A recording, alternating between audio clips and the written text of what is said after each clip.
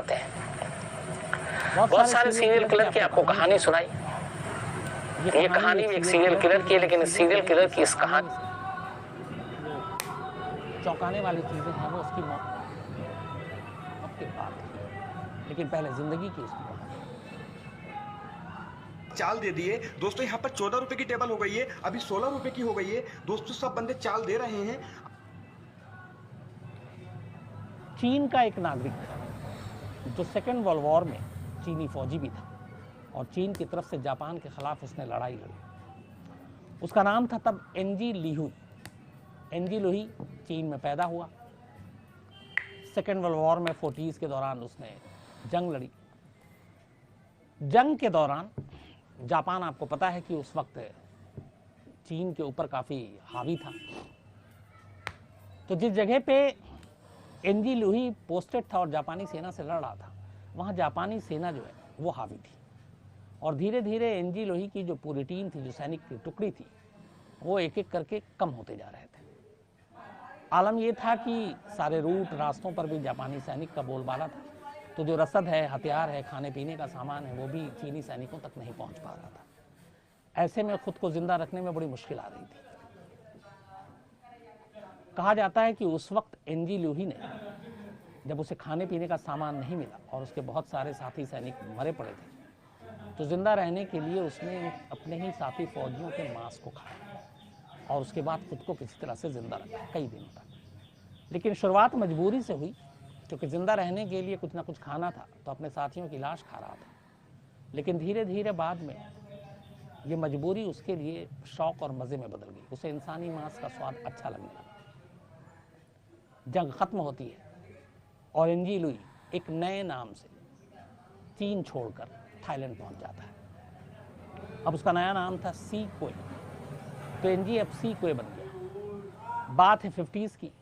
1950 में वो बैंकॉक पहुंच जाता है और वहाँ पर जाकर वो अलग अलग छोटी मोटी नौकरी करके अपनी ज़िंदगी को चलाता रहता है। परिवार के बारे में उसके और कोई किसी को जानकारी नहीं थी और उस वक्त चीन को लेकर थाईलैंड की भी बड़ी अच्छी राय नहीं थी। तो वहाँ पे जब ये जाता है सीकोए, छोटी मोटी नौकरी करके अपनी ज़िंदगी गुजार रहा होता है, फिर किसी के घर में माली बन जाता है और ये सिलसिला चलता रहता है। इसी दौरान 54 से लेकर 58 के बीच में बैंकॉक के आसपास और उन जंगलों में और उस जंगलों के आसपास रहने वाले परिवारों में कुछ बच्चे गायब होने शुरू हो जाते हैं। माँ बाप पुलिस के पास जाते हैं, पुलिस ढूंढती है, लेकिन कातिल का पता नहीं चलता। कुछ बच्चों की लाशें मिलती हैं, लेकिन जब लाश मिलती है, बल्कि सभी बच्चों की लाश मिली, तो पुलिस हैरान रह जाती है, क्योंकि हर बच्चे को मारा तो गया ही था, लेकिन उनके जिस्म के अंदरूनी अंग वो गायब थे। किसी का दिल गायब था, किसी का लीवर गायब था, किसी का किडनी गायब था। तो ये पुलिस को बड़ा अजीब लगा कि कौन सा ऐसा कातिल है जो पहले कत्ल करता है और फिर इंसानी जिस्म के अंगों को गायब कर देता है। बैंकॉक पुलिस मामले की तफ्तीश करती रहती है, लेकिन कातिल पकड़ में नहीं आता। इस दौरान में पहला बच्चा गायब होता है, फिर थोड़ा वक्त बीतता है, दूसरा गायब होता है, तीसरा गायब होता है, 4, 5, 6, 7। अब 6 बच्चे गायब हो गए और 7वां भी अब गायब हो गया। पुलिस के ऊपर दबाव भी है कि वो उस कातिल को ढूंढे, लेकिन कातिल जो है वो मिलता नहीं है। इसी दौरान में 1958 में पुलिस को एक शख्स वहीं बैंकॉक के करीब एक जंगल में मिलता है, जो एक बच्चे की लाश को जला रहा होता है और इत्तफाकन पुलिस उस वक्त जंगल में गश्त कर रही थी किसी और काम में। तो उस शख्स को देखती है और उस शख्स के साथ एक बच्चे की लाश को देखती है, तो पुलिस वाले भी हैरान रह जाते हैं। लेकिन तब तक उन्हें अंदाज़ा नहीं था कि इस शख्स को, जो उस बच्चे की लाश के पास खड़ा, गिरफ्तारी करने के बाद कहीं और कत्ल का राज खुलेगा। खैर, पुलिस उसे गिरफ्तार करती है। गिरफ्तार करने के बाद ले जाती है, उस बच्चे के बारे में पूछताछ करती है।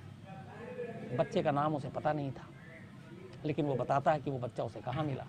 उस इलाके के हिसाब से अब बैंकॉक पुलिस उस ठिकाने तक पहुँचती है, लोगों से पूछती है कोई बच्चा गायब हो। उस बच्चे के हुलिया बताते हैं, तो पता चलता है कि हाँ, एक बच्चा गायब हुआ 1 दिन पहले। लाश पूरी तरह से जली नहीं थी, बच्चे की शिनाख्त हो जाती है। उसके बाद पुलिस उस शख्स को पकड़ती है उसके बाद उससे उसका नाम पूछती है, तब वो बताता है कि उसका नाम सी कोए है। इसके बाद सी कोए से जब और पूछताछ होती है तो पुलिस वाले भी हैरान रह जाते हैं। वो बताता है कि हाँ, इससे पहले भी मैंने 6 बच्चों को मारा है और टोटल 7 बच्चों के कत्ल का कन्फेशन करता है।